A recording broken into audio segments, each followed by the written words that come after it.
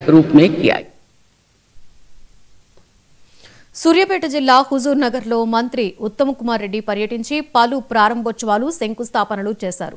హుజూర్ నగర్ లో కొత్తగా నిర్మించిన ఔటర్ రింగ్ రోడ్ ను ఆయన ప్రారంభించారు. గతంలో కాంగ్రెస్ ప్రభుత్వం మొదలుపెట్టిన ఈ ప్రాజెక్టు ఇప్పుడు మళ్లీ అదే ప్రభుత్వంలో 28 కోట్లతో ప్రారంభించుకోవడం ఆనందంగా ఉంది అన్నారు. అలాగే జిల్లాలో నిర్మిస్తున్న డిగ్రీ జూనియర్ కాలేజ్ పనులు తుది దశకు చేరుకున్నాయని వచ్చే విద్యా సంవత్సరానికి ప్రారంభించుకోవడం జరుగుతుంది అన్నారు.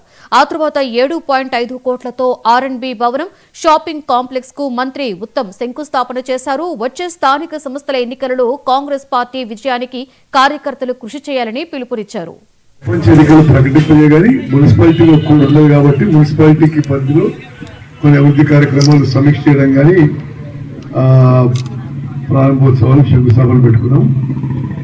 అదేవిధంగా ఇప్పుడే మన నిరుపేద పిల్లలు చదివే గవర్నమెంట్ ఇంటర్మీడియట్ కాలేజ్ కొత్త బిల్డింగు 7.5 కోట్ల రూపాయలతో పనులు వేగవంతంగా జరుగుతున్నాయి. అగ్రిమెంట్ పీరియడ్ ఇంకా టైం ఉన్నా ఈ సమ్మర్లోనే అందుబాటులో తీసుకురావడానికి ప్రయత్నం చేస్తున్నాం.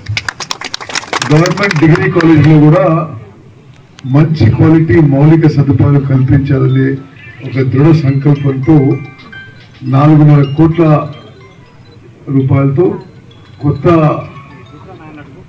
కొత్త బిల్డింగ్ అది కూడా వేగవంతం నడుస్తుంది. అది కూడా ఈ వచ్చే అకాడమిక్ ఇయర్ వరకు ప్రారంభించే ప్రయత్నం చేస్తాం.